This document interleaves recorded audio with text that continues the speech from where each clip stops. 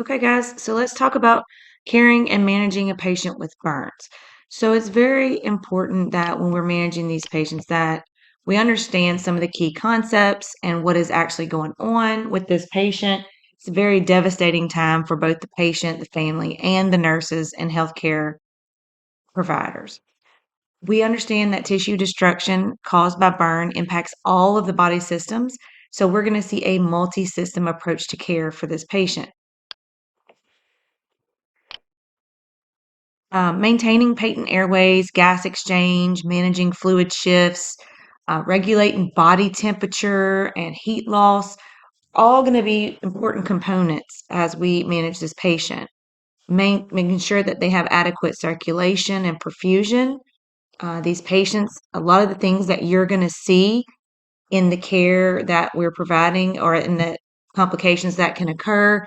They're going to be in, depending on the extent of the burn or the depth of burn, they may be in a lot of pain. Fluid and electrolyte imbalances are going to be things that we're kind of looking at. Um, Airways being compromised. So, some of the priorities of care in these patients are going to be just maintaining their patent airway, maintaining gas exchange, managing and maintaining fluid shifts, regulating their body temperature, maintaining adequate circulation and perfusion. These patients are going to be hypovolemic. And so, with our fluid resuscitations and all those things, the blood is also going to be at more risk for clotting. So, we're going to have to implement some kind of anticoagulation interventions. And then, of course, prevention of infection and closing those wounds are going to be things that we're going to be worried about, but they're not going to be the highest priority initially. We got to make sure that these patients can breathe. We got to make sure that they have adequate circulation so their other organs don't shut down. So let's get a little bit into this, and I think it'll help you understand a little bit more. Again, so we talk about burn management. We're going to kind of go into the etiologies, the thermal, electrical, chemical, and radiation. Actually, we're not covering radiation in this course. It is a type of burn, but we don't cover it. We're going to cover the size of the burn based off of the rule of nines and the Lund and Browder tools, and we're going to get more into each one of those in just a minute. Depth of the burn is going to be determined by which degree, and we're going to label it first degree, second degree superficial, second degree deep, and third degree burns. Now, one thing you're going to notice as we go through this is that I don't go into and cover depth of burns because as a new grad, you're not going to really look at these on your own and go and diagnose that. So I think that's important to understand. I will touch just briefly on the differences between like first degree, second degree, third degree, and really what we cover in here on this slide, on this video is all you need to know. Do not go into extra depth on that material. So first, I want to talk to you a little bit about determining the size of the wound and how we do that. And I do give you, it is covered a little bit on page 469 in Parent, so you can kind of look for 468, I should say.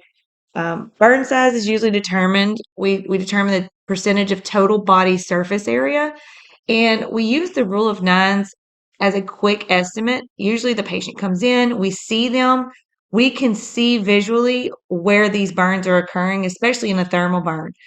And we use that as a quick guide to estimate it. And this is usually something that we would do in second and third degree burns, not a first degree burn. So just thinking that a first degree burn might be like a bad sunburn. Okay, so we're not really going extensive into these patients. But second and third degree burns go a little bit deeper. And so the rule of nines is a good, quick guide that we can use to estimate our total body surface area. You will be provided a scenario, and I give you an example in just a few slides to show you how to calculate that total body surface area. So the rule of nines is really what the book talks about as an easy to remember method in using that, and everything is kind of broken down into 9% or half of that. And we're going to look at that picture in just a minute. Now, understand that the rule of nines is not extremely accurate when we have extreme height of patients. So if you have somebody who's like 6'5", 300 pounds, 400 pounds, something like that, or if you have an infant, you can't say that those all limbs are going to be equivalent. So the rule of nines is simply an estimate, quick estimate. The Lund and Browder is going to be used to get a more accurate, precise evaluation of the patient. And the rule of nines is not usually used in children, or I should say in small children or infants. We would definitely use the Lund and Browder because it gives, much more accurate, or somebody who is excessive height or weight. So in an emergent situation, a patient comes in, we will do an estimated adult, a normal size adult patient. We would do rule of nines to get an estimation of our total body surface area, and we will proceed with that. The Lund and Browder will be done later on when we can get, a very specific, and we have time, and the patient's not as critical. I'm not going to test y'all on the Lund and Browder scale on the next page. As you see, I give you both of these, estimating burn damage with the rule of nines. So you do need to commit these percentages to memory. And let me explain something to you. So this is using the rule of nines. And what it's going to tell you is that the anterior portion of the face is 4.5%. The posterior portion of the head is 4.5%. The total head, if the whole thing front and back were burned, would be 9%. And that's what you're seeing here. Okay, so the front 4.5, the back 4.5. So you'll have to be paying attention to words like anterior portion of the whatever or posterior portion. Okay, when it comes to the trunk, the anterior chest and trunk. So when we talk about the anterior chest, we are talking about the upper half or the posterior thoracic. That would be the upper half. So this whole trunk area is 18%. When we look at,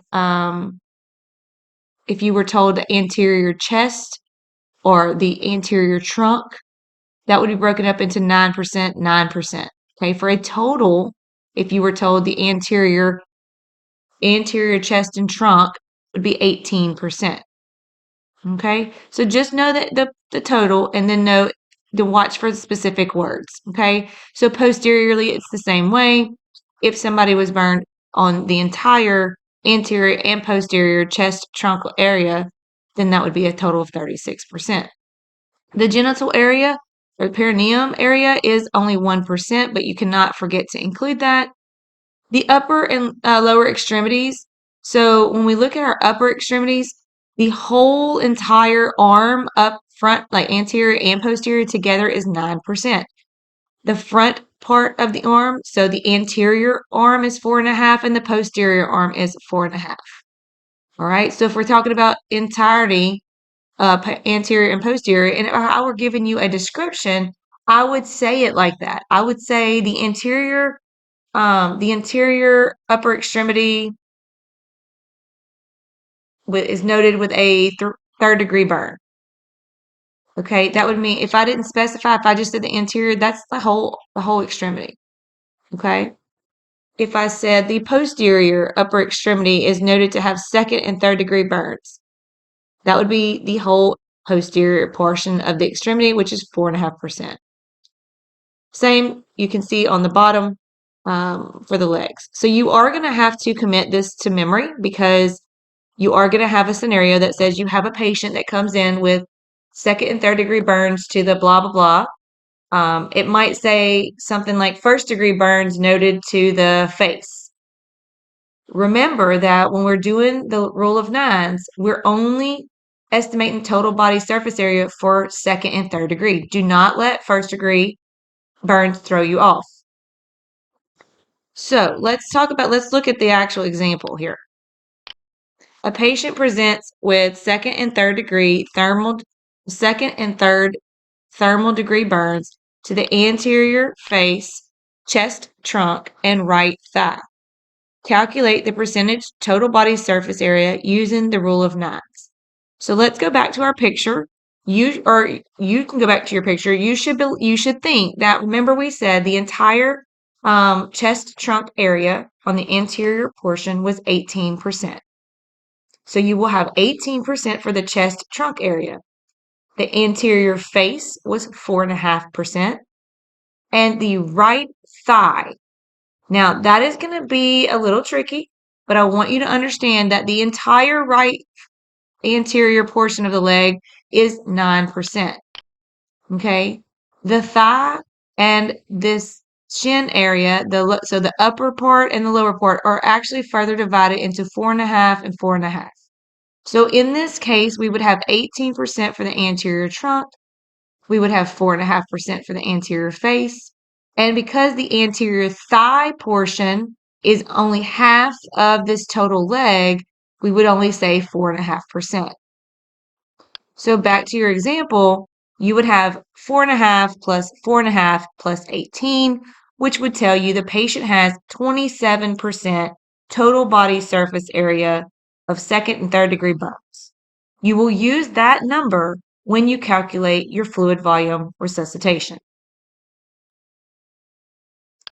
Okay, so let's look a little bit about burns. Let's go a little bit more, and I guess I apologize for skipping backwards. I did talk just a bit about the depth of the injury. First degree burn is basically just very superficial. It's like a sunburn, a bad sunburn on someone, but the skin is still intact. Generally, if any blistering would occur, it would occur after 24 hours. It's not an immediate type of blistering that occurs on the patient. So first degree burn is usually very red skin. It's warm to touch. It's intact. And that's really what you need to know that. Jumping down to a third degree or a full thickness burn, this is going to involve, third degree is going to involve all the layers of the skin. So the hair follicles are gone, all glands are gone, the sweat glands are gone. And this wound would look very, very pale, like pale to a bright red. And there's no capillary refill. So your blood supply is pretty much gone. Okay. Those blood vessels are either clotted or they're destroyed. So in a third degree burn, you're not going to see very much perfusion at all in those. And generally the area of the burn that is burned at a third degree is not painful.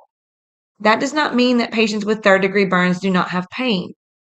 Pain is usually, so you think of like a target or like a bullet.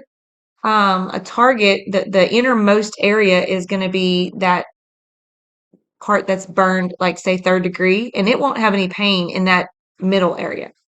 But the surrounding areas, as if you were thinking about a target, the surrounding areas are going to be second degree burns, or, even first degree burns. And those are very, very, very painful.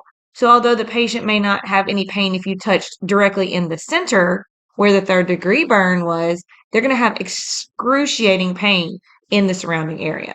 So that's something to not just get confused with. Now, second degree, I'm not going to go into that very much. I just need you to know it's very painful. There's going to be different degrees of skin involvement and tissue involvement. But I'm not going to test you on anything about the healing time or what is or isn't happening there. You just kind of need to have that as an understanding when we're talking about, or when you see that the patient has a second degree burn or the patient has a first degree burn, so that you have an idea of what is going on. Okay, now we're going to go to like our general overview of burns, some of the other information that we need to kind of look into and understand. So obviously the first hour is a key determinant of life or death for these patients. Everything we do in the beginning is going to be very important for them. So your book talks about the pathophysiology, right, of what is happening in a burn injury. And we're going to go into a lot of that in the next slide. One of the biggest things I need you to understand is that they are losing their protective layer. You've got to understand what the skin does. So that skin basically regulates your temperature. It minimizes fluid shifts. It defends us against microorganisms. So all of those things are going to be impaired on these patients with burns. So some of the things that we're going to be really focusing on is going to be their temperature. They lose a lot. They lose their temperature very quickly. They lose fluids, and we see a lot of edema and fluid shifts occurring. They lose the ability to defend against microorganisms, so they're really at risk for infections, and they have increased stress on the body. So one of the things I want to point out before we move to the multi-system changes is that although the most evident thing to you when you see a burn patient is going to be the burn wound, that wound itself is not an immediate life-threatening injury. The systemic effects that occur because of burns are life-threatening. And so you tend to want to just jump in there and prioritize that wound care, take care of that wound, but it doesn't matter about the wound or infection or any of those things that you are trying to prevent if you don't take care of the active problem. If you don't manage the airway and the breathing and the circulation, then it doesn't matter if the wound becomes infected. Okay? So you've got to stop treating all these, you've got to stop looking at this as priorities as prevention because these things have happened. So we are now trying to treat the most immediate thing that can cause them to die. And that's how you have to prioritize your care here. So let's look at some of the multi-system changes that we will see following a burn. So let's start off again with skin loss. And I want to point out that there is a map in Perrin on page 475. It is the most excellent map that I have found and that I could see that ties all of this information together. So I highly encourage you to kind of look at it. It breaks down all the systems, and it's going to be a lot of what we're talking about here. Obviously, I can't cover everything. So, I'm telling you to go review this chart and understand it. So let's just talk about a little bit of the multi-system. So you do know, your skin kind of maintains a sterile environment for the body. And so we will see different things, like your book will talk about like eschar that develops. Well, eschar is like a necrotic black burn type of tissue. And when that does develop over the womb, it allows bacteria to settle in quickly. Okay. So we see a lot of bacteria want to colonize. We talk about the risk of infection, nosocomial infections, things like that. Again, that burn wound's not going to be the number one priority. It's the systemic effects because of these wounds that we're going to be really worried with. Now, because we've got the skin loss, these patients will quickly become hypothermic. So we're going to have to like turn up the warmth in the room. We're going to end up treating them with warm blankets and some other things that we're going to do. We watch their fluid volume loss. They're going to lose excessive amounts of fluid through the wounds. It's going to be really wet and seeping. But also in the areas of their body that are not injured, we're going to see a lot of swelling. So the fluid that's in their vessels are going to have increased permeability, which is going to lead to the edema. So edema is going to be one of the big things that we're going to be watching and managing on this patient. Talking about the cardiovascular system or the, circulatory system, some of the big things here that we're going to be looking for is that hypovolemia that I was talking about, and that will lead them to what we call burn shock. It's basically hypovolemic shock, but it's occurring because of the burn. So in the burn, like I said, the patients have an increased capillary permeability, right? So that what they end up having is distributive type of shock along with hypovolemic shock. So they have a low blood volume, which is going to be manifested by low blood pressures and low cardiac output. They're going to attempt to compensate for that initially, and so they're going to increase their heart rate. And in doing that with the compensation, the blood vessels that still are intact are going to vasoconstrict. By doing that, they're going to increase their peripheral vascular resistance and decrease further perfusion to the tissues that we do have. And so we know it's a compensation mechanism, but it can also have some issues. So what we see here essentially is a distributive and hypovolemic type of shock that occurs. So we have hypovolemia, but we also have increased viscosity and thicker blood. And we have edema from the distributive shock. So these are all kind of things that we're dealing with. Dysrhythmias or impaired or altered rhythms are very common in patients with burns. So we have to be monitoring them, um, for their heart rhythms. Two of your major electrolytes that are going to be the most concerning for you in a burn patient are going to be your potassium and your sodium. Initially, you're going to see hyperkalemia in the patients because they have muscle damage that's releasing potassium, and then we're going to give them large amounts of IV fluids, and we're going to see that shift occur, and then they're going to become very hypokalemic, and we're going to see low sodium as well. And we have edema and those kind of things going on. So again, you can be following along in your parent book or on that chart, and I'm talking about all those things. So if you're finding yourself a little bit confused, you should be hearing some key words here. We talk about skin, we talked about hypothermia, we talk about fluid loss. So fluids are going to be a big thing in these patients. We talk about with cardiac, the hypovolemia, the edema, um, compensation, the things that are happening there. So these are things that I would expect to see.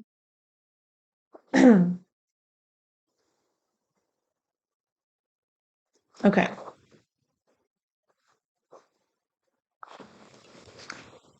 Let's see.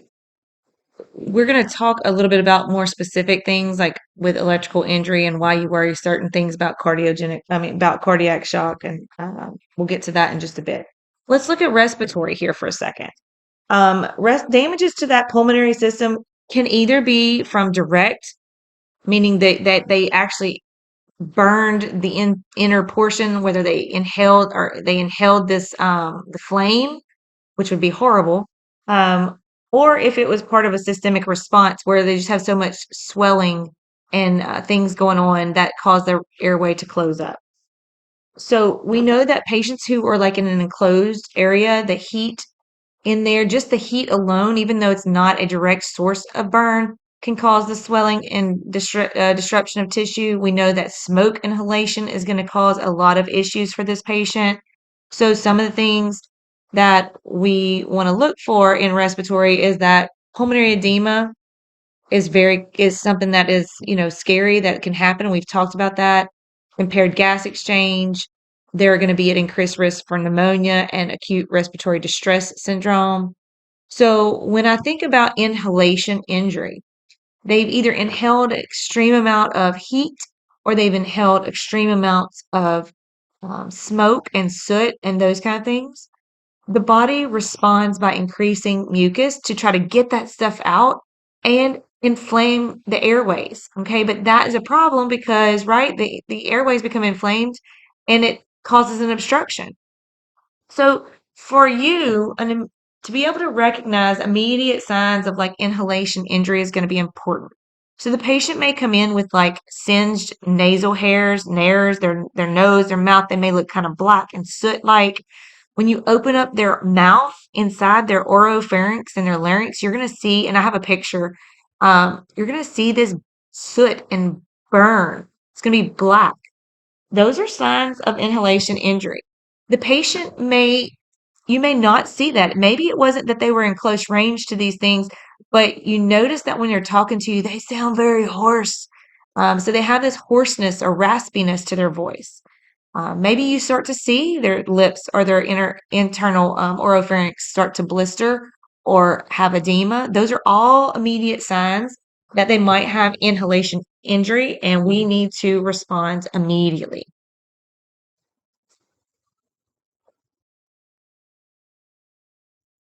Um, let's see. I do talk about carbon monoxide, sorry, poisoning here a little bit later. But you do need to be aware that anybody that's involved in a smoke type of fire is going to be exposed to carbon monoxide poisoning, and that would be something that you would watch for. So let's talk about the renal system for a minute. Renal blood flow and filtration rate is going to be very much decreased in this patient during the hypovolemic shock phase.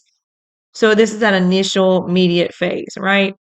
What's going to happen is their urine output is going to decrease. We're going to see all those signs of renal damage, like increased serum creatinine, increased BUN. You're probably going to see some hemoglobin or red blood cells that are going to be in the urine because the system is going to be damaged. So hemoglobinuria might be evident. One thing that we really, really have to watch for is myoglobinuria. Now, we've talked about myoglobin and its damages effects to the kidneys, and that is going to be something that is really important here. So this is going to cause that internal or intrarenal failure. But the damaged muscles that we see throughout like electrical burns when the current passes through the body, it damages all the muscles, or even just from severe second, third degree burns. Mostly, like I said, third degree burns when it involves the deeper tissues and potassium being released, but myoglobin is also broke down from the muscles and being released, and they damage the kidneys. So one thing we are really, really attentive to is acute renal failure in these patients. It develops when we don't give enough fluids quick enough to the patient, the kidneys will start to shut down. So we have to make sure that perfusion is happening and that they're hydrated. Urine output is going to be one of the most reliable things to monitor when we're talking about are we adequately resuscitating this patient. So if you have a patient that has what we consider major burns, and we're going to get into the differences of that in just a bit, but if they have major burns where they have 20%, or if their total body surface area, sorry, is 20% or more, and we classify it as a major burn, these patients are probably going to need a catheter inserted immediately before the swelling and things occurs that you wouldn't be able to get it in. So we'll get this catheter in, we'll start these fluid resuscitations on this patient, and monitoring their urine output is going to be really, really important. So we will get into more of the interventions, but it does talk about how we know if we are managing it appropriately. And the two numbers that you're going to be needing to kind of look at, again, it is coming, don't write it right now, it's coming on another slide, is going to be fluids. We're going to titrate those fluids to make sure that we maintain a urine output of about half a milliliter per kilogram in adults, and we'll talk about 1 milliliter per kilogram in patients with myoglobinuria. Now, in parent, it says 30 mils per hour in adults. That is, you need to scratch that out. Our goal is based off of weight. So a patient that is 400 pounds and a patient that is 100 pounds, we're not looking at adequate kidney resuscitation for a specific number. It is based off of weight. And I'm going to clarify that in just a bit. So I'm telling you now, get rid of the 30 mils per hour as being norm. Okay. Get rid of that. Let's look at our GI systems, common things that we are going to be assessing for, that we need to be monitoring for, that we know are going to happen in these patients with especially major burns, is the development of a paralytic ileus. That edema in the intestines becomes really edematous and swollen, and so we see paralytic ileus can occur, and we'll see a lot of distension, nausea, vomiting. They may even be vomiting up blood. So those are all indications that we need to be paying attention to the GI system.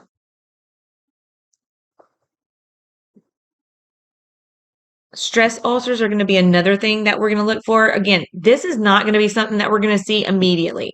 And most of what we're covering here is going to be like this patient's coming through the ER, right? And they're in burns, and what do we need to do? The longer phase of treatment, so maybe they go to ICU, and after 24, 48, 72 hours, we worry about stress ulcers. So some of the care and management that we're going to do is the prevention of that, of course. But what we need to make sure we do in the immediate phase is place that NG tube on the patient.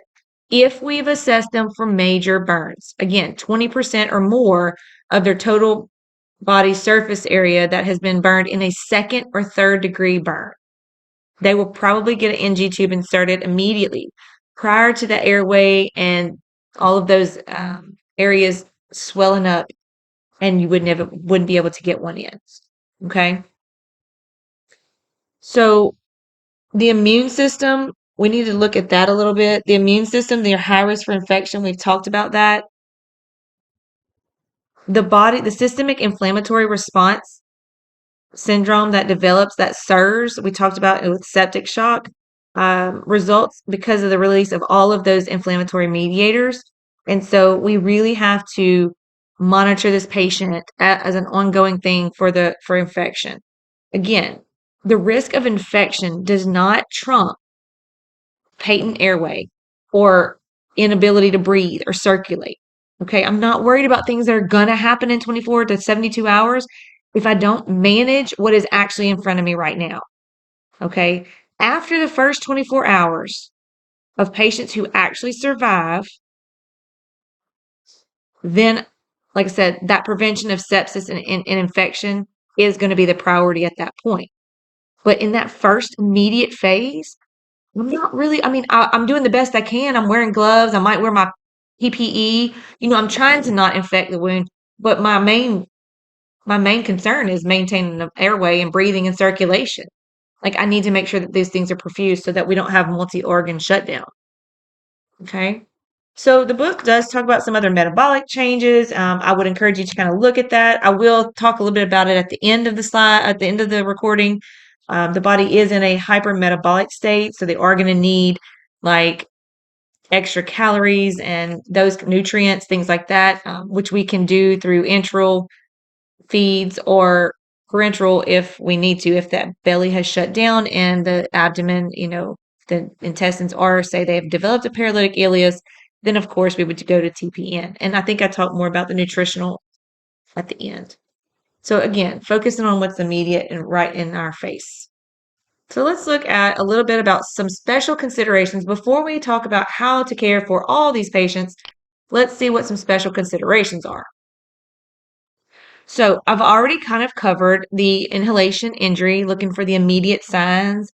Um, Again, I talked about that could occur with just being exposed to extreme heat or smoke inhalation, the increase of mucus, inflammation of airways, the edema that occurs, immediate signs. We've covered that. It is important. I didn't say this before because we weren't really talking about the treatment, but if you have a patient that you suspect inhalation injury, you should have an emergency trach kit in the room at all times in case you lose your airway patency or if they have an ET tube and it becomes dislodged. It's important in this case to have a trach kit available.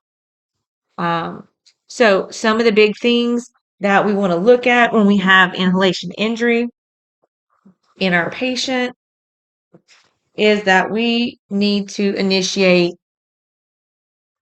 so these patients are going to have, like we said, major burns, 20% or more. We need to apply 100% oxygen to them and usually do this by a non-rebreather mask. Okay. This is going to be something that we have to do until their carboxyhemoglobin level is below 10%. So we're going to be monitoring. That's that carbon monoxide level that I was talking about. We'll be continuously monitoring carbon monoxide levels for poisoning. We need to leave them on 100% oxygen via a mask until that carboxyhemoglobin level decreases to less than 10%.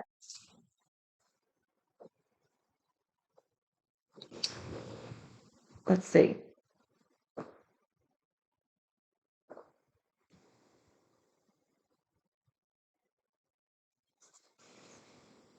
Trying to see if I missed anything in my notes. I apologize for the delay.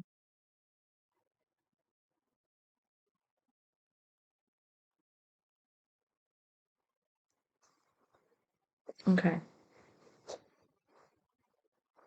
I do talk about, I think actually it's covered in,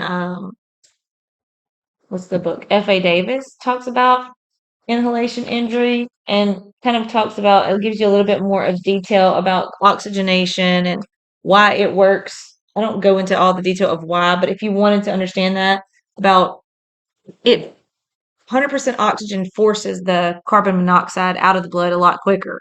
And so that's one of the most rapid things that we can do to help them with carbon monoxide poisoning. And I think you're going to get a little bit more of that in your poisoning lecture as well. Okay, so some other special considerations that we're going to look at as far as electrical injury.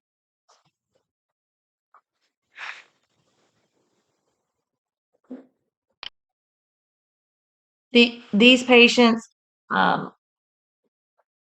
with electrical burns need to be placed on us with a cervical collar immediately until we rule out a cervical injury or spinal cord injury. So a patient that comes in with known electrical burns, you're going to get that report from EMS on their way in. They should immediately be placed in a cervical collar if they don't have one in place already, because most of the time with electrical burns, they are flung away from the source, they're thrown away, and so they'll have some kind of fall or injury that's occurring with that. And I think on the next slide, I have a picture of a little patient to kind of person to give you a little bit of information on that. Let's see. I think, yeah. So again, the patient is brought in following an electrical injury at the plant from the plant. What interventions and considerations should the nurse implement immediately on arrival? Well, one of the big things that we need to know, is if we know that it's electrical burn, we want to put them in a spinal collar until we can get a CT to rule out cervical injury, and all of those things from trauma and triage are going to apply there. We need to know immediately, is their airway patent? How can I tell if their airway is patent? Um,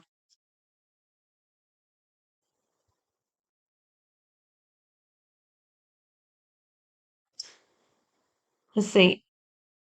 In this patient that has and I'm trying to remember exactly what y'all have had and what you haven't had so far. So in this patient, they come in, my priority is going to be, getting them in a cervical collar, because I need to maintain a patent airway, right? And if they are at risk for a cervical spinal cord injury, there are certain things that I have to do in order to maintain a patent airway. So if I put if they may already come in with it, and that would be awesome, then it's already got a cervical collar in place. That's great. Maintaining the patent airway. So I look at this patient and I determine that their airway is not patent. I need to open that airway. Okay, so how do I do that? In a patient that's in a cervical collar, you can't do the chin tilt because they're in a cervical collar and you would hyperextend. So you'd have to do like a jaw thrust maneuver to make sure that the airway is open, but without altering the spinal cord. So jaw thrust maneuver would be, that particular way to do that in these patients until we rule out a cervical injury. If the patient does have a patent airway, then I'm going to move on to the next thing, which is breathing. And so is the breathing spontaneously? Is the breathing adequate? Those kind of things. So as I move on to the breathing, if they're not breathing adequately, or they're not sustaining things, I'm going to make sure that they have their oxygen in place. Again, usually face mask if I can, if they can tolerate it. Just depends on the patient. But I'm going to put some oxygen on them, make sure their airway is open and patent. In this electrical patient, the next thing I want to look at is, does the patient have a pulse? So I want to look at their heart, because the cardiac system is a muscle. And what we know is that electricity travels through the body from the path of least resistance. So it tries to travel around bone, because bone it's not a good conductor. And so with electrical injury, we'll see a lot of damage to the soft tissues, the muscles, those kind of things. You're going to see on the patient in your screen that they also have a very classic appearance with their burn.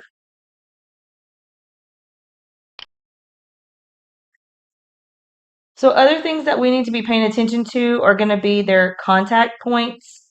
This is used to be called like entrance and exit wounds, but we know that there's not always evident of entrance and exit wounds. So we need to be looking for points of contact, especially with electrical injuries. I give you like the hand, there shows you some points of contact.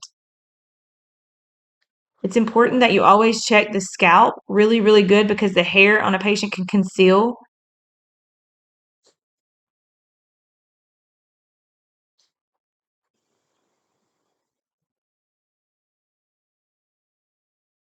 Okay. Central nervous system, immediate but temporary paralysis of the limbs can occur. So we must evaluate that spinal cord injury, level of consciousness. We have to also make sure we're looking for total body surface area of the burns to calculate the fluid resuscitation. So the burns may not be what you're expecting to see, but like you can see on this patient with the with the tree limb looking spread of burns, we have to consider all of that superficial area. We have to consider all of that as at least a second degree burn internally. And so all of that is going to be covered in our, like that whole entire trunk area. For renal, again, urine output, color is going to be very important. If it's got hemoglobinuria and myoglobinuria in the urine, then it might be red or a tea colored, and that would indicate some blood in the urine.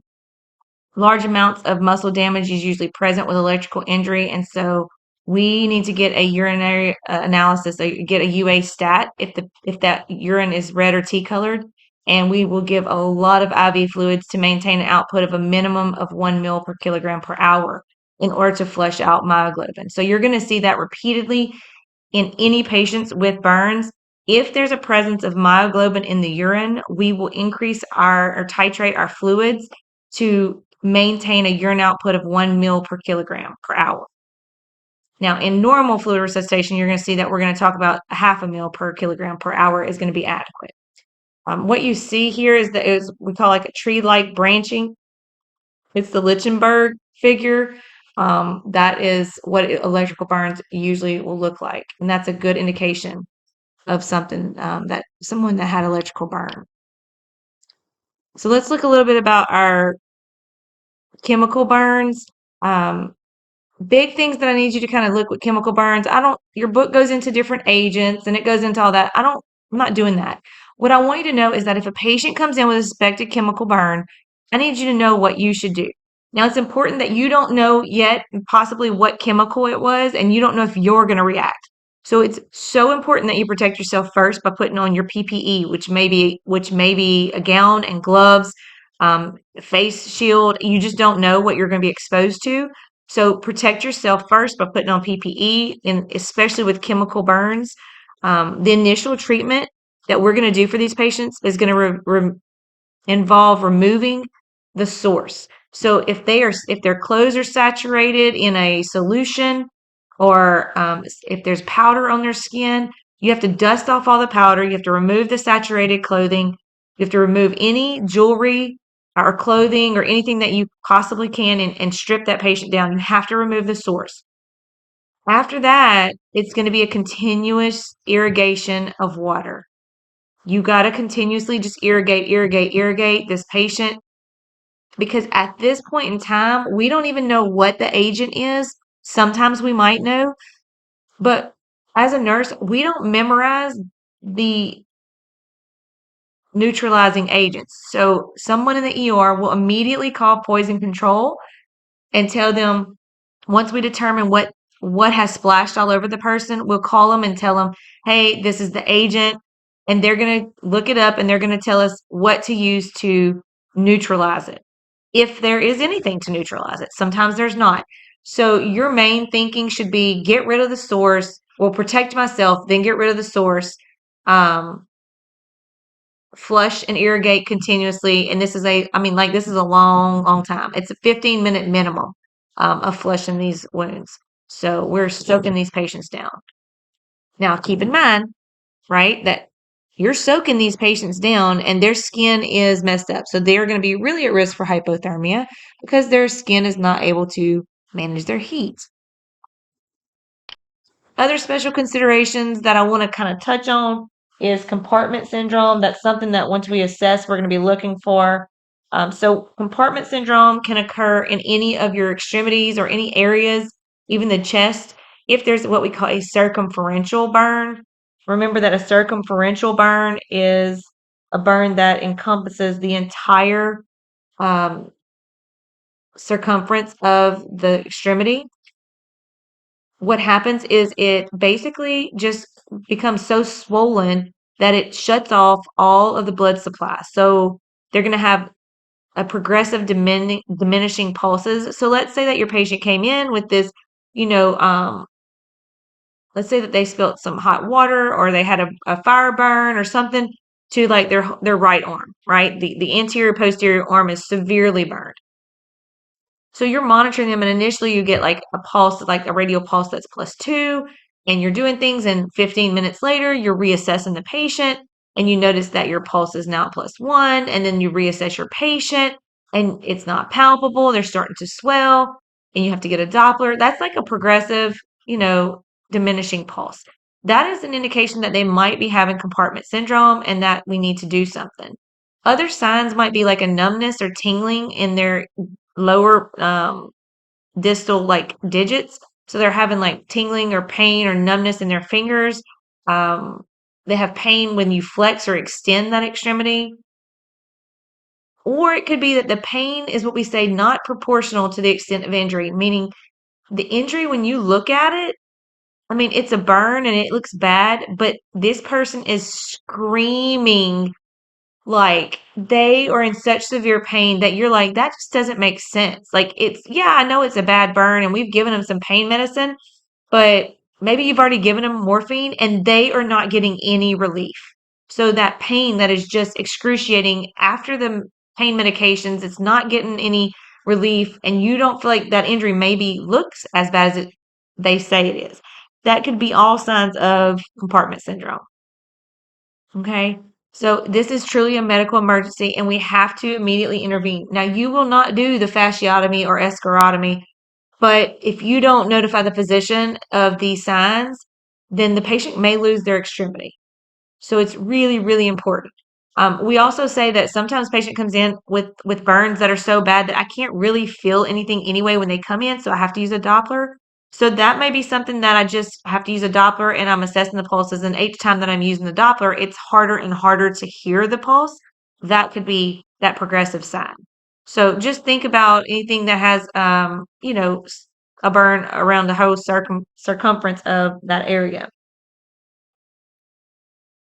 Now, either one of these that we talked about, a fasciotomy or an escharotomy, basically they're making a quick incision into that area that's burned, whether it's the eschar area, they're cutting right through the eschar, or they're cutting right through the muscle for that fasciotomy. And a lot of times, a fasciotomy is something that we have to do on electrical burns because they've developed compartment syndrome, and that's very common. In your book on page 1164 of F.A. Davis, there's an amazing picture of exactly what would happen and what would be doing with an eschar otomy or a fasciotomy. The picture is figure 51.16. And so you can imagine we're opening this person up and leaving it open so that the swelling, can go down. But the fasciotomy is an incision that goes through the subcutaneous fat and the muscle, allowing for expansion to occur until the edema has subsided. But this is done under sterile conditions, and the dressings and things that we do to manage this is completely sterile.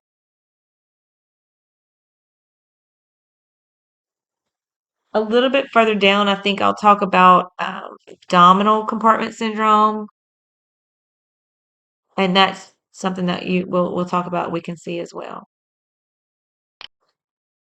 Hypothermia and frostbite, probably not something that you guys are going to see here. However, some of you guys, when we move out of the state, go work in areas where people ski or there's more homeless people.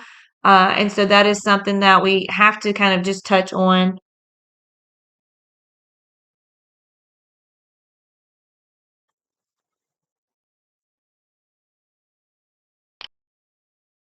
Okay, so we're going to treat this as any standard trauma initially. Of course, we're always worried about airway, breathing, and circulations. Um, and so those are going to apply to any patient that comes in through the ER for these kind of, type of situations. Assessment, though, when we're looking for signs of mild hypothermia, patients usually begin with things like shivering. They have an increased heart rate and blood pressure, increased respirations. They have vasoconstriction. Generally, in mild hypothermia, we'll see hyperglycemia and confusion. You may see ataxia, where they're trouble with their muscles, coordinating their muscles. Those are all signs that we might see in mild hypothermia. It talks about hyperglycemia can be present because of a decrease in glucose use by the cells. The glucose is there, but it's not being used. And we also have an increased cortisol level. So those two things together can make their glucose kind of be elevated in a mild kind of hypothermia.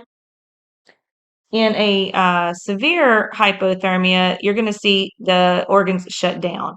So if you're told that you have a patient that comes in with severe hypothermia, and I'm not going to give you body temperatures to calculate. I'm not going to do that. I know your book kind of talks about this degrees and that degrees.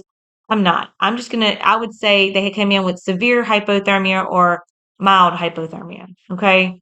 So if they come in with severe hypothermia, think of everything shutting down. So now the patient has bradycardia and hypotension because they're not able to compensate as well. They have muscle rigidity.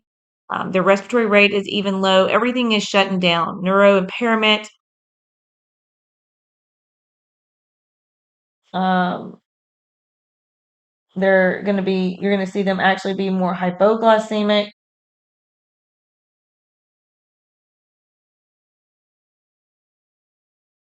Now, some things that I would say the book does a good job of hitting some of the high points, and I don't want you to go back and memorize every detail, but things that I would say for populations to consider.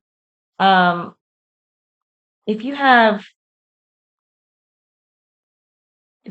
a frostbite type of injury, it's important to know, like, was it involving water? Like, was there, did they fall into a lake or a pond, or were they covered in snow, or like, because we need to. One of the big things we need to do is get them dried off. We can't really do a whole lot, so we need to make sure that we dry them off. Kids, things like kids are going to lose heat quicker because if you think about proportion, their head is larger in proportion to their body, and we lose more heat through our head. So be aware that if you have a child that comes in with signs of frostbite, you're gonna have more trouble regulating their temperature because they lose heat quicker than an adult. Another thing is going to be, especially in your homeless population, this is huge. If it's a homeless person, a lot of, and I'm not trying to make judgments, but this is what actually happens. A lot of times we see alcohol related in hypothermia injuries. And so you need to understand that alcohol makes you feel warm inside, but it causes your blood vessels to vasodilate, and that results in a more rapid heat loss. So if somebody is come in with frostbite, but they're drunk or they have high alcohol levels, they're going to lose heat a lot quicker. So you got to be prepared for that. Okay. So the only thing else that I want to talk about in considerations for hypothermia is going to be treating them and how to warm them. In the book, F.A. Davis does an excellent job. It gives you a little chart here on page 1640 and 41 that kind of talks to you about what you need to do. So if you are told in a question, your patient has come in with mild hypothermia and needs to be rewarmed or whatever, how would you do that? We call passive external warming for mild hypothermia is just like removing the wet clothes, drying the patient off, moving them to a warmer room, maybe covering them with like a warm blanket, covering their head with like a beanie or some kind of warm towel, something like that. Those are like passive, right? Those are external things that we're going to cover their body, dry them off. That's all for mild hypothermia.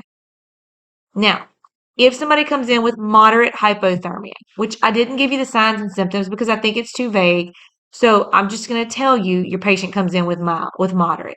If you have a patient that comes in with moderate hypothermia, you would do something called active external warming. So remember, these are external things. Heat lamps. So let's say this. You'll do the same things as you would do for passive, but you're going to add these things. So we would still remove the wet clothes. We would still dry them off. We would still put them in a warm room. We would still cover their head, but we would use heat lamps, and we would use what we call a forced warm air blanket. It's like a sleeve that we put over the patient that is got either warm water or warm air that is circulating through it. And so we'll use that on the patient. And lastly, if I have a patient that is severely hypothermic, we're going to have to do all of those things, but we're going to have to do internal warming things.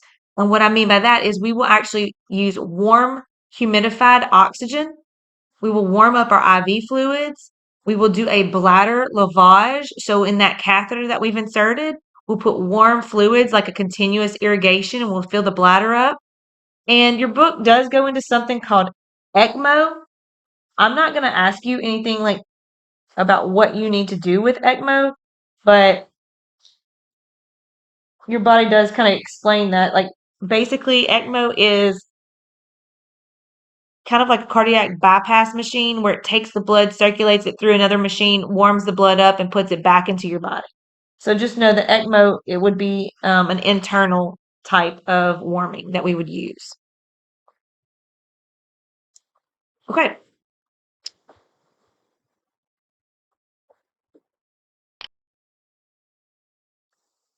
All right. So let's talk a little bit about how we manage these burns and what we actually do. And most of the rest of this is kind of covering or thinking about the thermal burns. All burns, we want to make sure that we stop the burning process. That's usually done by EMS at the site, but if not, if maybe something happens, in your hospital, maybe somebody's smoking a cigarette and combusts, okay, that might be something that we have to look at. Stop the burning process first. Remove the source of the burning, whether it's chemical, remove the clothes. If they came in and they were burned, remove their clothes. Think about irrigating and lavaging all wounds. If it's chemical in nature, we're going to do it a whole lot longer. Okay, so if it's a chemical burn, you're going to be doing it 15 minutes, maybe 45 minutes. Whereas a normal burn wound, we might be just irrigating, for a few minutes. And then we need to make sure that we cover the wound in some kind of sterile gauze to keep it as dry as possible, knowing that they're going to be losing extra fluids and we'll have to remove those frequently. But it's important that we do these things in order to then assess for like airway, breathing, circulation, and all of those primary assessments that we need to do. But you have to think in this in terms of if I don't remove the source, then they're going to continue to burn. So the airway doesn't matter if this is going on. So stop the burn process, remove the source. All of these things should have happened by the time they get to you. You may have to have someone irrigating, lavaging the wounds, and then covering up the wounds so that we're not contaminating everything. Now, your patient has arrived to the ER, and we need to kind of talk about what we're going to do. All right.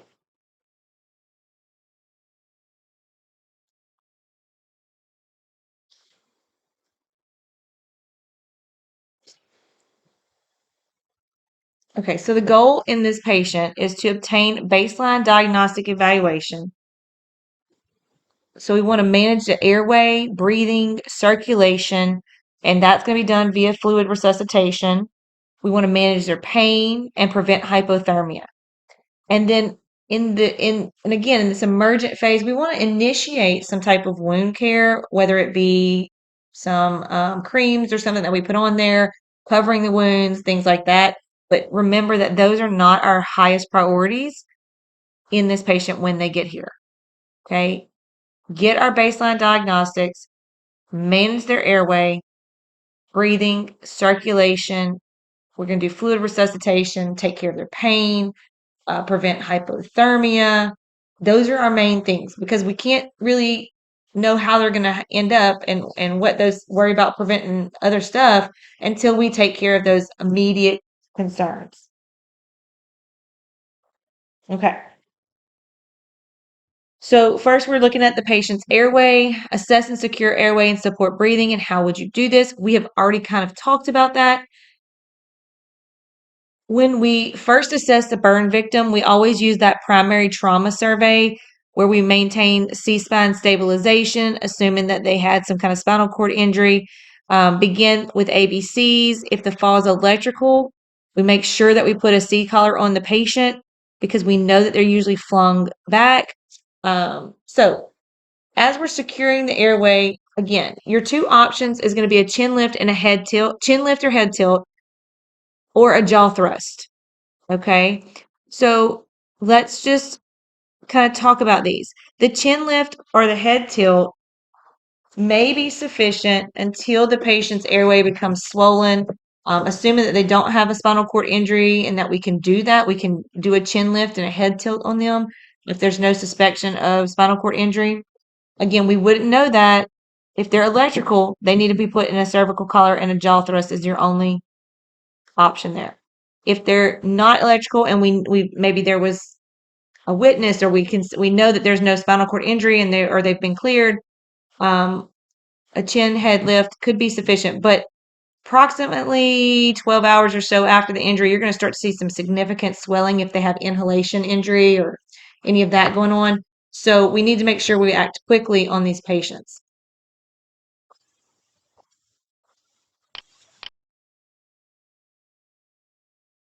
Okay, guys, I'm so sorry. I got interrupted and had to pause the recording.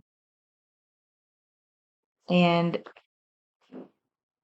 I don't remember where I was exactly talking about. So I know that I've covered the primary goal. I think that I've talked a little bit about the primary trauma survey. And so I'm just going to kind of talk about this slide because I want to make sure that I give you the information that you need.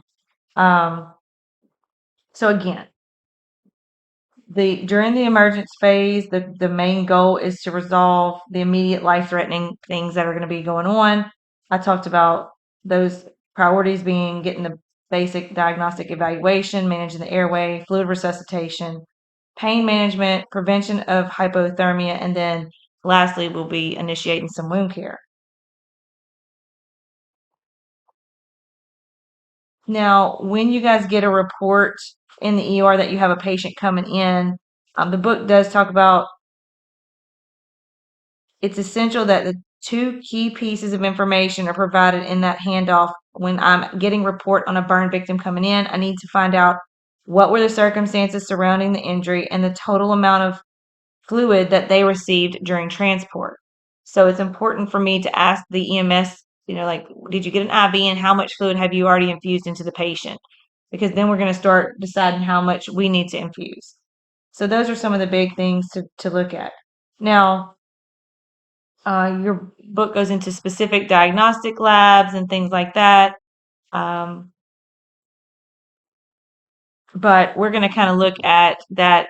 We're going to start off with the airway, securing that and breathing support. Maintain a patent airway. We did talk about that a little bit. I remember I went over with you guys about the chin lift and the jaw thrust. You need to evaluate the patient for facial burns, inhalation injury. Again, we talked about stridor, hoarseness, assess for possible carbon monoxide poisoning. With carbon monoxide poisoning, generally there's no cyanosis, but their lips are going to be like cherry red, and their skin might be cherry red as well. Some early signs would be like headache, nausea, drowsiness, decreased visual acuity, and confusion. These patients may require oral intubation with via mechanical ventilation ET tube, or they may just need to have an aligned airway with frequent assessments. So some of the things that you're going to be needing to take into consideration are if they're awake and alert, or are they not awake and alert? Because if you're using an oral or nasal airway, it's going to depend on if they're awake or not. So maintain a patent airway could require intubation. Consider the cervical spine immobilization if warranted, such as like in an electrical burn. We did talk about providing them with high flow oxygen, 100% via a non-rebreather mask. That's going to be something that we're going to do to all patients, and just kind of assuming that our carbon monoxide poison is suspected. But also it helps with the muscle damage and things like that. We want to elevate the extremities. Remove the pillow from behind the head, elevate the extremities to promote, like blood flow back to the heart. Because again, these patients are going to be thought to be hypovolemic. We talked about already about removing the sources and the jewelry, and think about that. If they have a wedding ring on, you think, oh, their hand's not swollen. It will be, because they're going to fluid shift. So remove that wedding ring, remove the watch, remove any jewelry that the patient has. If it's a chemical burn, that chemicals might be still underneath those areas, and so everything has to come off. Okay. When we look about signs of breathing. Again, we're looking at oxygen saturations, but know that those O2 sats may not be super reliable if it's a CO2 a carbon monoxide poisoning.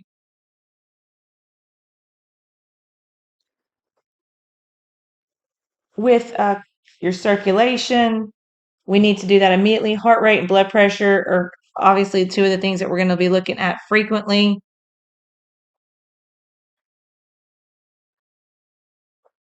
EKG monitoring immediately and continuously for 24 hours if electrical burn is what we are treating. Remember, I said that the heart is a muscle and it's really affected by electrical. Immediately following a burn, we expect the patient to be tachycardic and hypotensive. Again, because of the hypovolemia, things that are going on, we want to insert a peripheral large bore IV or two to a non-burned area, which is preferred, but if we can't, we'll put it wherever we can get it. Talks about elevating the extremities, monitoring all of these things that we're going to be doing is going to be monitoring also for signs of fluid overload or pulmonary edema in a patient. So once we have initiated our ABCs, we've assessed those, then we should go to the neurological status on our patient. And burn patients with no neurological injury should be awake, alert, and able to follow commands. They're going to be in a lot of pain and they're going to probably be hollering, but if they have a decreased neurological status on arrival, that could mean that they are having an anoxic injury in the brain, and we need to tend to that as well. Especially like we talk about if the patient was involved in a high voltage or electrical injury, we make sure that that cervical spine and lung board are applied and get vital information as soon as possible. And I believe, my apologies again, I believe I covered everything I needed to on that slide. So let's talk about burn assessment of the patient.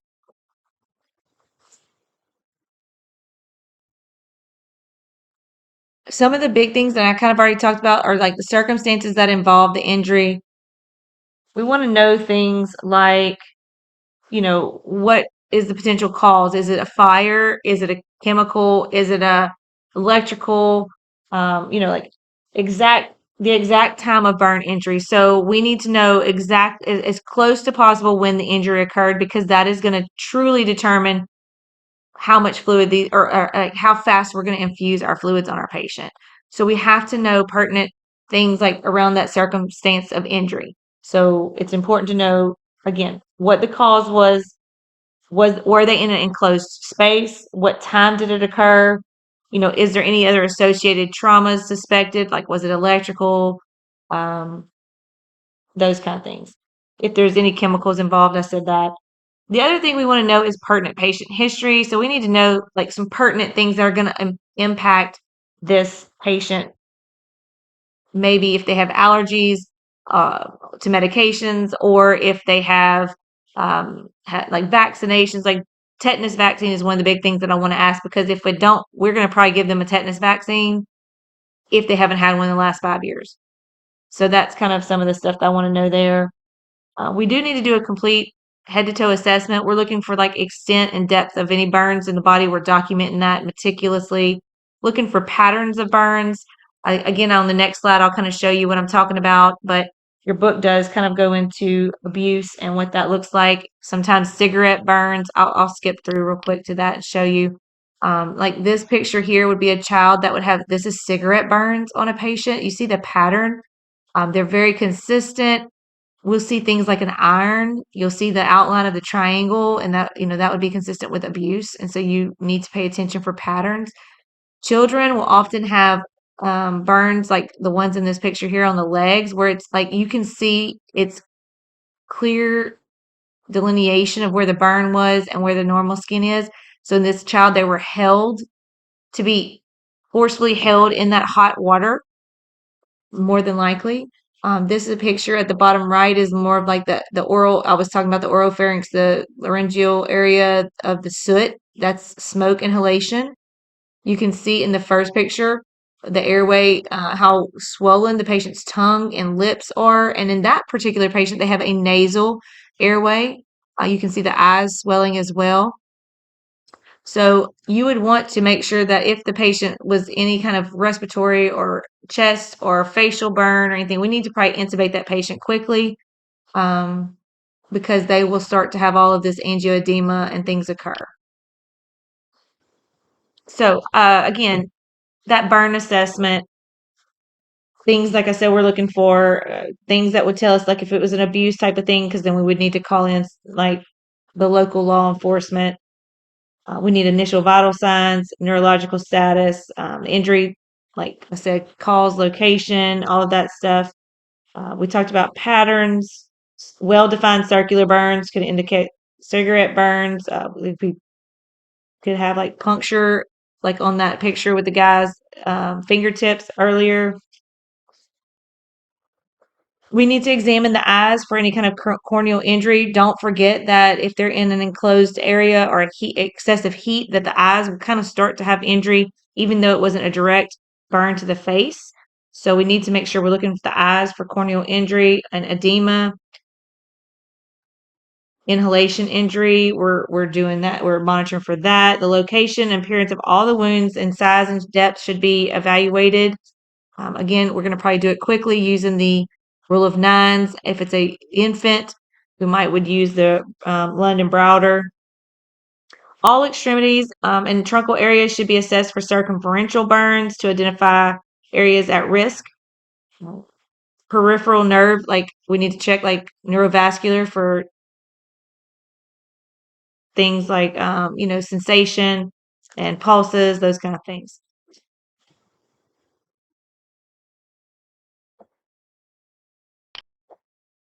All right, so let's talk a little bit about managing these minor burns. So again, a patient with a minor burn would have a burn of less than 20% total body surface area in an adult or less than 10% in a child. Generally speaking, minor burn could also include things like first degree burns. Patients might come in with severe sunburns, things like that.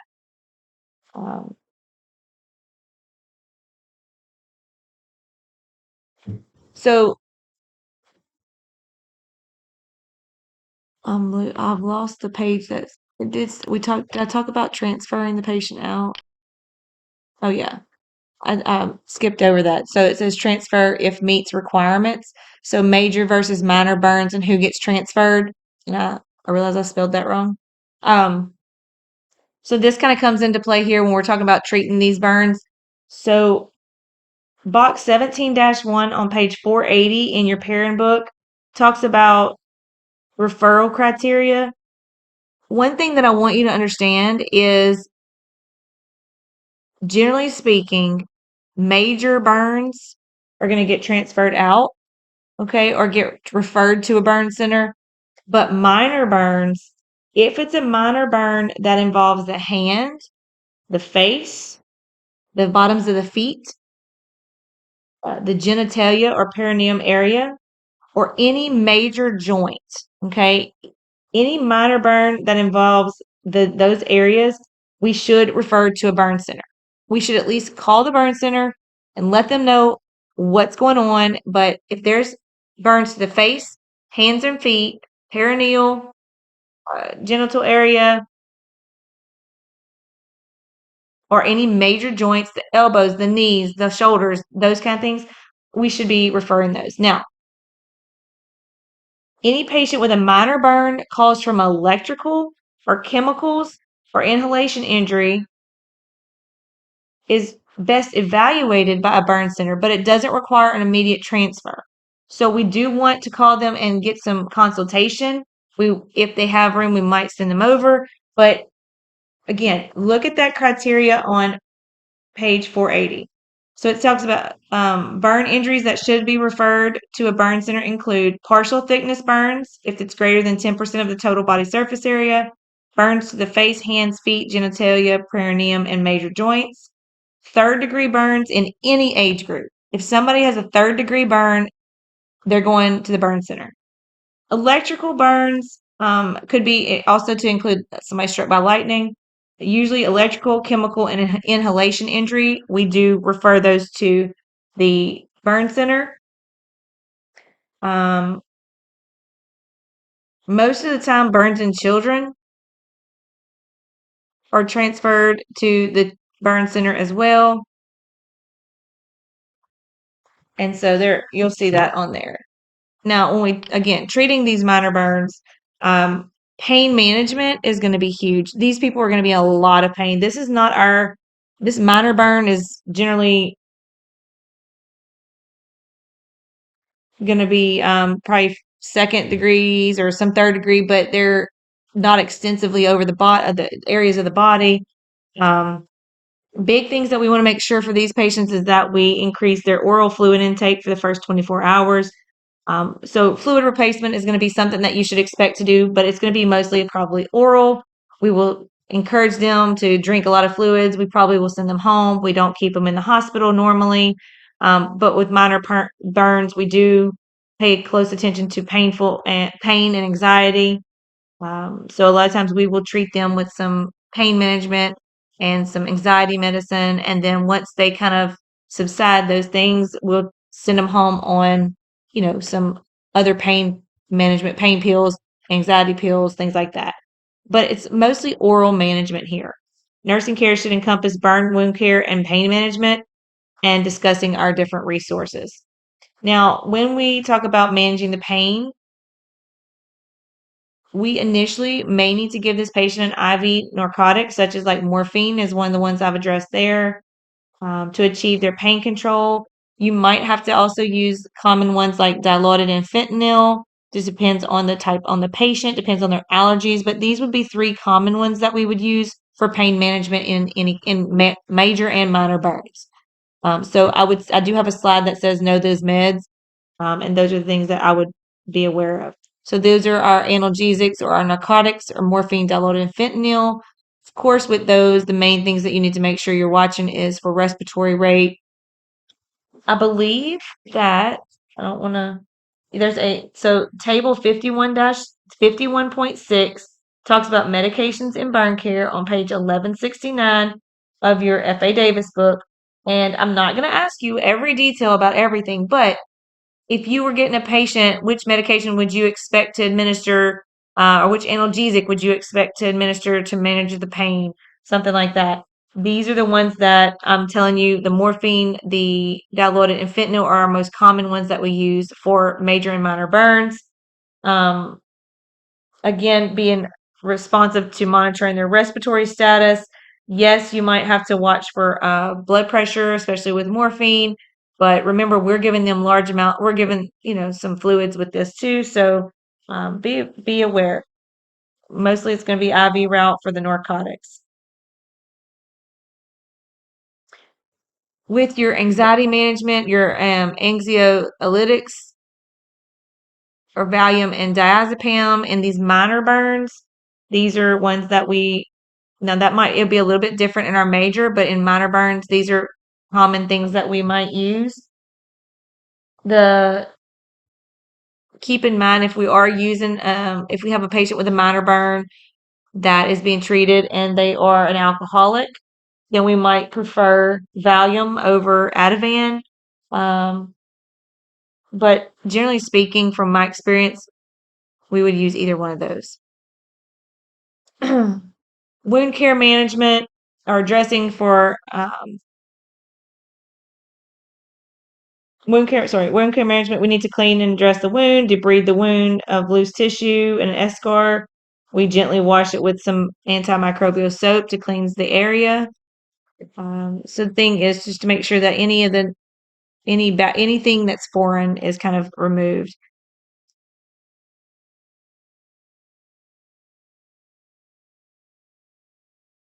Talks about whether or not to debride intact blisters is controversial. Usually intact or broken blisters are removed to decrease the risk of infection. Just in general, if a wound has a blister, we tell them to leave it intact and cover that as best as possible. It will likely bust on them anyway, but we want it to be covered. No one should be, a person at home should not be popping their own blisters because that's going to increase the risk for infection. But the big thing here is to rinse the wound, clean it really well, pat it dry, and place gauze or a warm cloth on there. If we have minor burn wounds that have eschar, things like that, we might have to worry about debriding them, and I'm not getting into all that with y'all. So what I want you to understand as far as wound care management, our whole goal of that right now is to facilitate wound healing through maintaining a moist environment for that wound to heal and to prevent infection. We might use topical ointments or creams, things like that. And the most common ones that you'll see, especially in minor wounds, you'll see it in major burns as well. Silvadene cream and Baxitration. These are both antimicrobials. Baxitration is used as a first line to treat first and second degree burns, and silver.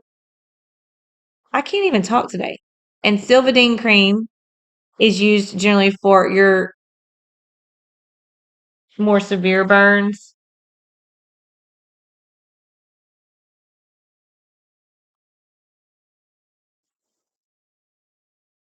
So again, these are discussed in a chart in your book as well, but Silvadene is usually used for a partial and full thickness type of burn. The thing with Silvadene cream is that you need to make sure that they don't have an allergy to sulfa drugs. So a lot of people will have an allergy to sulfa antibiotics.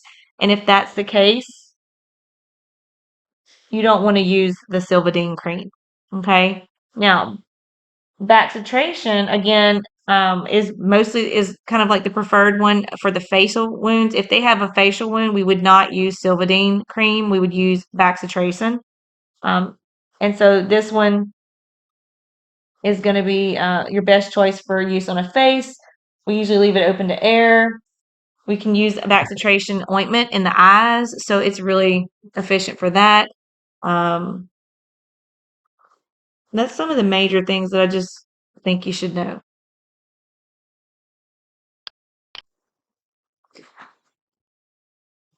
So our patient who has a major burn, remember major burns differ from minor burns in that they require more intensive acute burn care.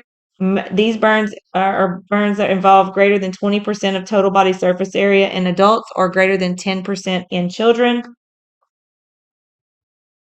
The care that we provide in this patient is going to primarily focus on the resuscitation, which could be airway initially, fluids, and we're going to look at abdominal compartment syndrome. So your book is, I'm going to read this part from the book because I think it introduces it the best. The fluid resuscitation phase of burn care begins at the time of burn injury. Remember, I asked you earlier, one of the things that you need to know is when did the injury occur? That is super important when we were determining how fast to run our fluids. Okay, so we're going to get a large bore IV in this patient. We're going to get urinary catheter in these patients. Probably going to put an NG tube in these patients. We need to be monitoring vital signs quite frequently. We need to manage laryngeal swelling and upper airway obstructions. These can occur anywhere, anytime in the first 24 hours, depending on what type of burn and where. So early intubation is important. Remember, I showed you those pictures of how the airways will swell up. Generally speaking, though, if we intubate a patient, we have to medically sedate them. And so we're going to talk about one of the main drugs here in a minute is going to be Cresidex, and I'll get to that here in just a bit.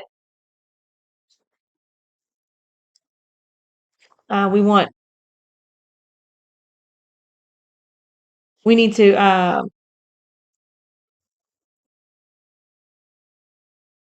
perform frequent suctioning. We need to humidify oxygen. Remember, we talked about providing them with 100% of oxygen if it's a carbon monoxide or a burn type of, a smoke inhalation kind of thing. We need to evaluate if they have neck, chest, or abdomen burns. We need to monitor them for development of compartment syndrome of the abdomen. Watch for their ineffective breathing, coughing, those kind of things. Assess their airway, their blood airway by our ABGs and monitoring those blood gases. Inhalation injury, again, with any kind of head, neck burn, or signs of inhalation injury that we talked about, the soot and those kind of things, we have to assume that there is carbon monoxide poisoning, and we need to make sure that we monitor for signs of carbon monoxide poisoning. We talked about wheezing, tachycardia, hoarseness. Again, these are all inhalation. We talked about with carbon monoxide, headache, and the different levels of that.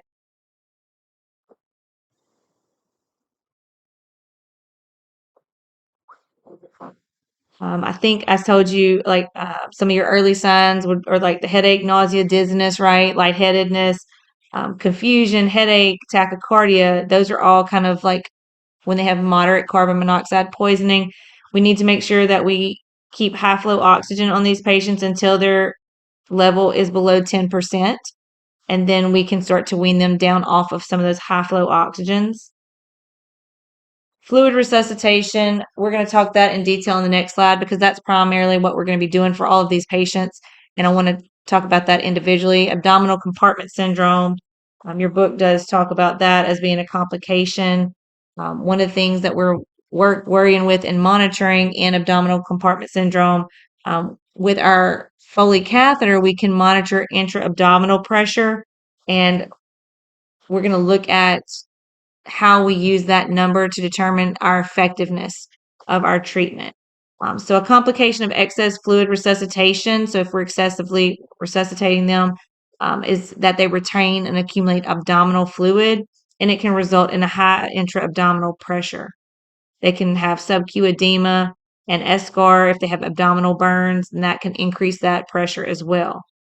So the patient that is undergoing any kind of fluid resuscitation for major burns should be monitored for IAP or intra-abdominal hypertension.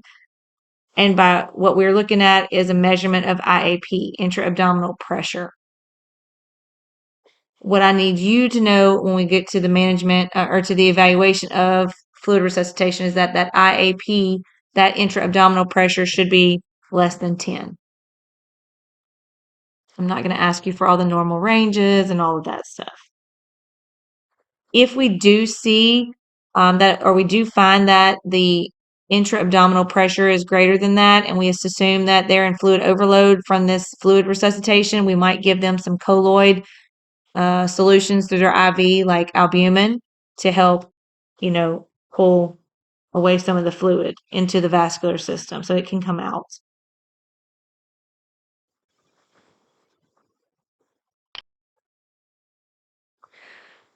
So let's talk about fluid resuscitation, since this is probably one of the biggest things that we're going to do. Again, we talked about large bore IVs for fluid administration, having a catheter in there.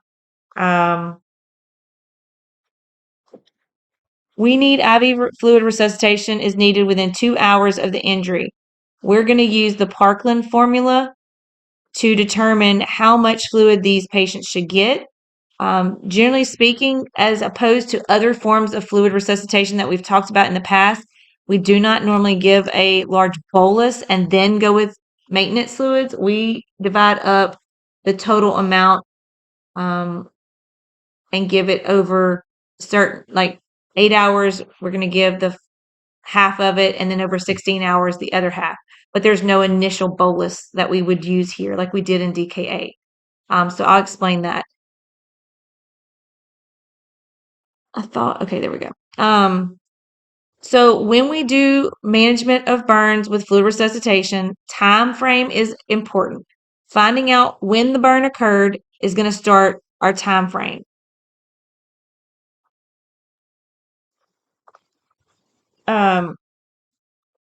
Crystalloid solutions like lactated ringers is our preferred solution of choice.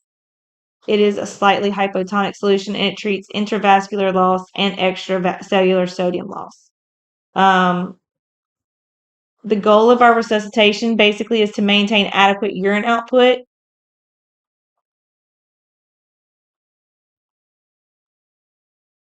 And we want to make sure that we look at how to determine that.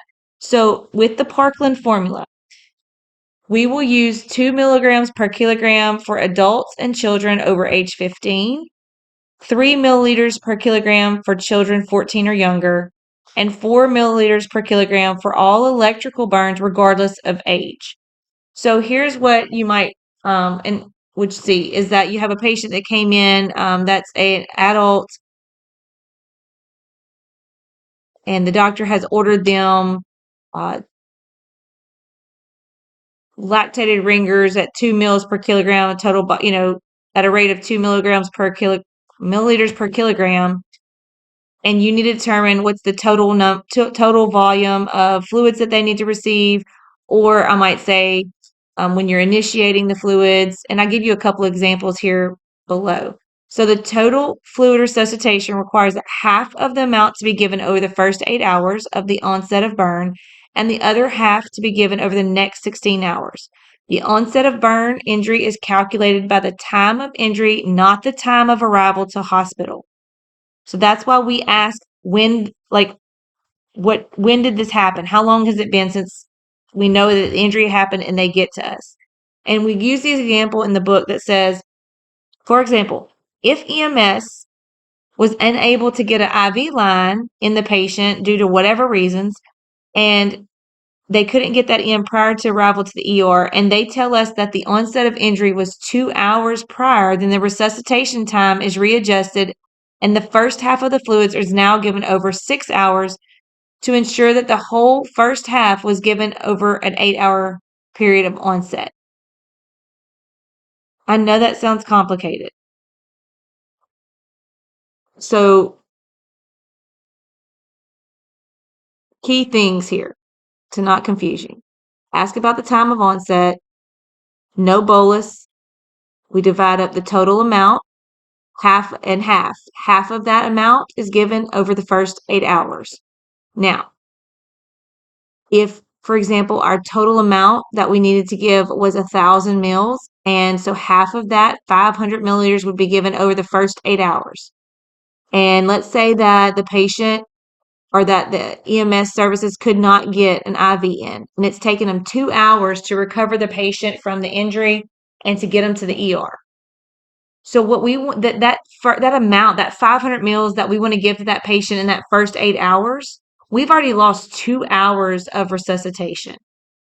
So that whole amount now needs to be divided up over 6 hours so that we can make sure that within the first 8 hours of injury, when the injury occurred, we're giving them that total amount or that half. And then we do the other 500 over 16 hours. So if we say something like the patient has arrived to the ER and the EMS services has an 18 gauge IV into the right AC and has reported that they've given the patient 500 mils of lactated ringers en route to the hospital, that the time of injury occurred 1 hour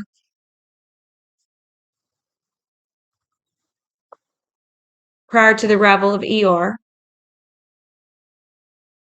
then I would say, and the doctor has ordered, let's just say for this case, the doctor has ordered the Parkland formula at 2 mils per kilogram per total body surface area for the patient. The first thing you got to do is calculate your total body surface area. Okay, using the rule of nines. Then you get that number. Then you say, how much does my patient weigh? And get those kilograms. And you multiply 2 times kilograms times whatever percent total body surface area you have. You get that big number. And it's going to be, let's say it's a big number, like 5,000. Well, half of that, so 2,500, is going to be given over the first 8 hours from the onset of injury, not from 8 hours from when they arrive to you. We've already discovered that it's been 1 hour since the injury occurred and to when they got here. So if I was going to give them the rest of that 2,500 mils, I only have 7 hours left to infuse that over. Okay, in order to make it within the whole 8-hour period from when the injury occurred. So let's say I have 2,500 meals that needs to be given within that first 8 hours from when the injury occurred. And I know that it's been an hour since it happened and they got to me. So I would say, okay, 2,500 meals. I need to give the rest, I need to give all of that over the next, say, 7 hours. And they've already gotten 500. So when I say 2,500 divided by 7 and I get whatever that number is, I can subtract 500 from it because that's what they've had en route. And then go from there. And then 2,500 divided by 16 would give me the ongoing maintenance. Let me go to this slide here just to kind of show you an example. These examples I want you to try to work out, and if you have questions, then feel free to email me. We'll look at the first one. Miss Potts presents to the ER with obvious second and third degree burns. The nurse estimates his body weight to be 200 pounds and he's 6 foot tall. His wife reports that he's 34 years old. The burns are noted to cover his anterior chest and trunk almost completely. So we're going to use the 18% there. His genitalia, which is 1%, and both anterior lower extremities. Now, we haven't given you a division of that. So the lower extremity, you would say from the top to the bottom of it anteriorly. So both lower extremities are going to be 9% each. So that's 9 plus 1 plus 18. And you're going to add that up. And I think if I'm doing it on top of my head, it's 37%. And we divided his weight, 200 divided by 2.2, and we get something like 90.90909090. Leave that in your calculator and multiply that times whatever the doctor has ordered. In this case, it says, based on this information, the Parkland formula, 4 milliliters, how much fluid would the Mr. Potts require? So maybe this was an electrical injury or something they're using 4 mils. I just wanted to give you different numbers, okay? So it would be 4 times whatever you got kilograms, which is like 90.909. Don't ever round up. Just leave it in your calculator there. Times 37, right? Because that's the number of the percentage total body area. And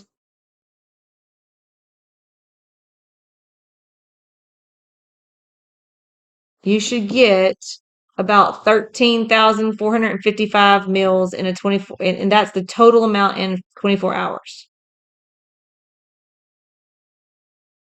Now, it's asking you, it says, how much fluid would Mr. Potts require in the first 24 hours of resuscitation? You can stop there with your calculation because that's how much volume he needs in the first 24 hours. Question 2, I'm going to let you do these on your own. Question 2 says, based on this information, and again, noted here, using the Parkland formula at 3 mils, what rate in mils per hour would the nurse set the IV pump to infuse after initiating an 18 gauge IV? So that is asking you, the patient hasn't received any fluid yet that we know of, because I don't have anything from EMS saying that they did or didn't do anything, so I can't infer that. And it says, I'm starting an 18 gauge IV. As soon as I do that, how fast do I initiate their fluids? That's that first 8 hours. So then in that case, I would take whatever that total was and I would divide it by 2 and then get that number and divide that by 8. And that's how much I would initiate that IV resuscitation. If you look at the third one, it gives you example. And I'm telling y'all, I'm going to ask y'all questions. It's going to be just like this. And you're just going to have to know, like, are you initiating it or is it on, like, where are we at with the time frame? Okay, so we have to skip this third one real quick because I haven't talked to you about evaluating it yet. So let's go back up. So we talked about what IV fluid is most preferred in the first 24 hours. That's your lactated ringers. And after the first 24 hours, then we might add some things like colloids, like albumin. If they're having some trouble, and they're still showing a lot of signs of edema, we might add albumin in. Now, with our monitoring and acceptable parameters, so adequate fluid resuscitation. So every time we do an intervention, we need to know if it's working. So in this case, I have IV fluid resuscitation and I'm giving them all these volume of fluids. I need to know where am I at? Adequate fluid resuscitation is going to be monitored by a couple of these things. The patient might have a central line or a hemodynamic monitor in place with like monitoring their pulp and their CVP and things like that. A PAWP of less than 18 would indicate adequate resuscitation. Urine output of 0.5 mils per kilogram per hour would indicate adequate urine resuscitation. If they were positive for myoglobinuria, such as like what we see, in a patient with electrical injury, or if I just told you in their lab results that they were positive for myoglobin, then in order for us to say they're adequately resuscitation, we would have to say 1 mil per kilogram per hour. Heart rate, we want to say is less than 120. Blood pressure systolically, to say that we're given adequate volume, is going to be systolic blood pressure from 100 to 150.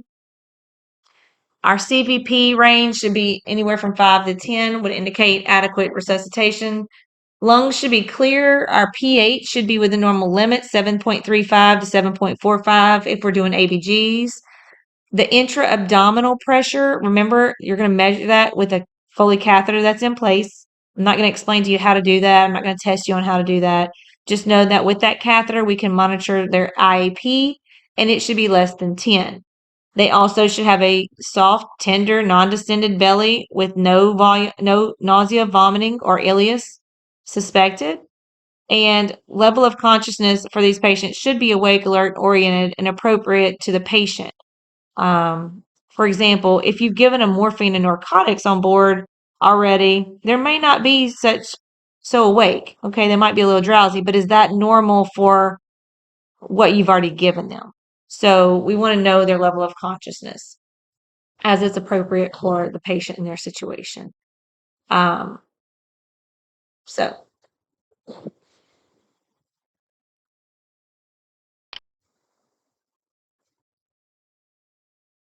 again, a couple things that I know that I've stressed is your doctor is going to order for you. You're not going to have to guess. The doctor is going to order how much he wants, right? So he's either going to give you an order for 2 meals, 3 meals, or 4 meals, all based off the Parkland formula. You're going to take that number that he orders, multiply it times the patient's weight in kilograms, times the body surface area. The first half of that's going to be given the first 8 hours, and the other half is going to be given over the next 16. No bolus. So don't subtract out that 1,000 like we did for DKA. Okay? The goal of resuscitation here, again, is to perfuse the organs and maintain a urine output for 2 solid hours once we start maintenance fluids. That's like our goal for this. Other things that I'm thinking about that are like key things, we've talked a lot about the special types of injuries and what to do with them. When we manage wounds on these patients, you're going to need to wear your PPE, irrigate the wounds, apply your topical agents, wrap individual digits. Your book does kind of talk about that. Individual fingers or toes are wrapped separately because what will happen is that those skin will start to heal together and they'll be like a web, and you don't want that. Make sure that you wrap with dry gauze and secure with some kind of elastic bandage that has some give to it. Like, we don't use tape on these patients at all. They got to be loose enough to allow for extra swelling. We might have to place like warm blankets and monitor the temperature closely on these patients because they will become hypothermic. pain management, again, we talked about, and the next slide gives you all the medications that I'm going to be expecting from you. But we talked about the narcotics or analgesics. We talked about the anxiety meds. The only thing is, if you have an intubated patient, you're going to need Precedex is going to be the preferred anti-sedative medication for that patient. So we would use Precedex over, we wouldn't use the Valium and the Ativan on a ventilated patient. We would use Precedex. So make sure that you know that. Again, I give you the resources for these medications. These are the ones that I would ask you anything on. Why are we giving the patient Lovenox? Because they are very viscous in the blood and thick and tend to clot. Why are we using Protonix? We can use that because it's a good IV type of PPI. It helps prevent stress ulcers. It helps with the GI, the acidity and things that's happening from stress. Couple things with your topical wounds. Remember, we talked about Silvadene cream. That's the one that you want to monitor the cross allergy to sulfa drugs, and don't use that if they have it. You did not use Silvadene cream on their face. You use Baxitration is going to be used for the eyes, the face, and general body. The other one that you didn't, that I didn't say previously, because it's not used for minor burns. It's only used mostly in major burns or full thickness burns, is going to be the sulfamylin. That is used on full thickness burns to the ears and to partial thickness burns and wound grafts. The cream actually penetrates the eschar, and so it's pretty potent.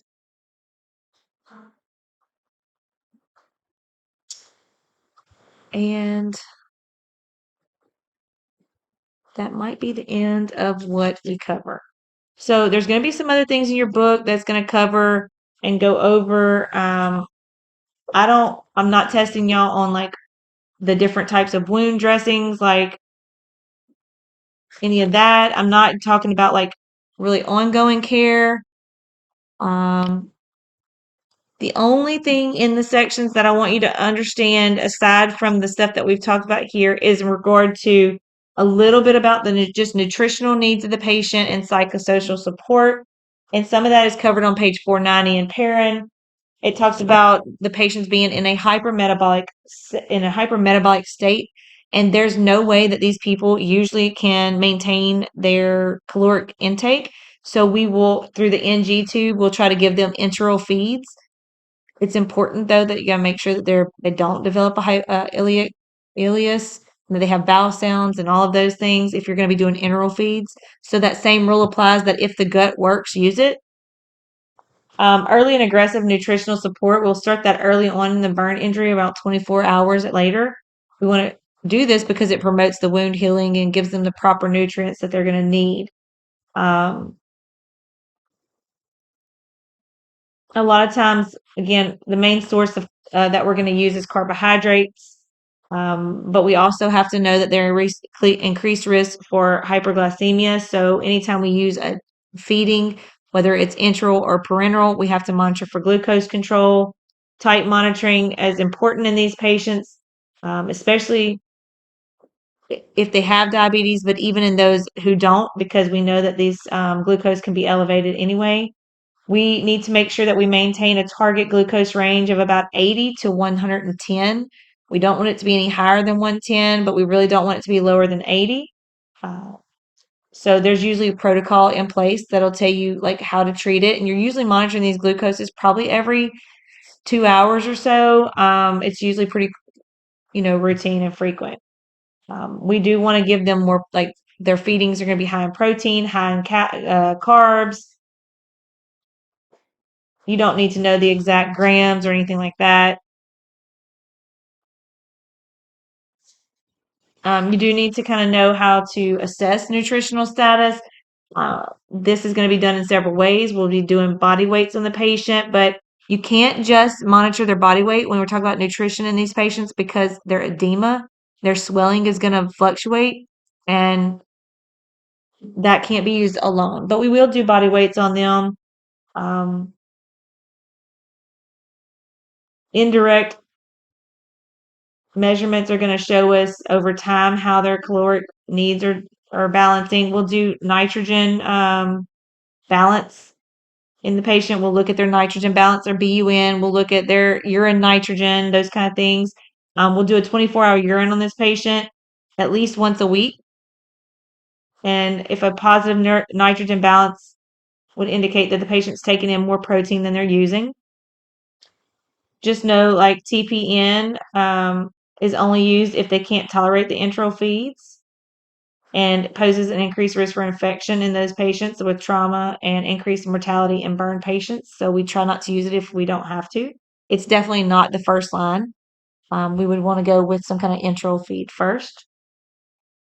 And as far as psychosocial, I'm not going into all of the stuff that it talks about. The one thing that I'm going to read you, the one little paragraph part that I want you to know, these patients are often in shock when this happens. And as they start to understand what is happening to them, there's a lot of fear, and the feelings of fear will often contribute to their pain and anxiety. And so it's important that you as the nurse work to kind of alleviate those fears and feelings. We want to give them all the information and be as honest as we can about their plan of care, allowing family and the patient some control in their decisions. But we also can't give them full control because a lot of times these patients begin to feel very hopeless. They are very depressed. They will tell you they don't want any of these treatments to stop it. They don't want it, it's too painful. Just let me die. And that's just not the case. We can't do that. So we need to make sure that we try to figure out how do they normally cope with stress, bring in some of their favorite objects, play some music that will help orient them to the patient and decrease their anxiety.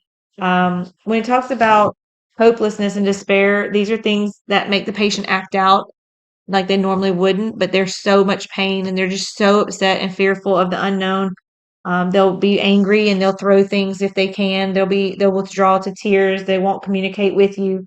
So it's very important that you're compassionate, but you have to be firm in setting boundaries and tell them this is what we're going to do today. After this, we're going to do this, and you have to set boundaries what's okay and what is not okay. Most importantly, the nurse should encourage the patient to verbalize feelings, followed by reassurance that the patient's feelings are normal after burn injury. It's really important for you to let them tell you and you to be a good listener, but then you also need to say that, what you're feeling is totally appropriate. This is okay. It is okay for you to be scared. It is okay for you to be fearful. These are very normal feelings, and we are going to do everything we can to overcome and help you move through this. We have to reassure them that their feelings are normal and that they have the opportunity to express those feelings, but we need to make sure that we're assertive and set boundaries. They're going to wound care, they're going to their debridement. Those things, they're going to happen because we can't stop those things. And even if they wanted to be a DNR, we still would have to. Those are not like, so the wound care stuff is not necessarily life saving. It's things that are going to. It is prolonging life, but I mean, I would still give everything. I would still do everything I could for the patient until their heart or their lungs or something like brain gave out. So it's wound care and we have to do it. So that concludes our lecture of burns. I know it was very long and I apologize.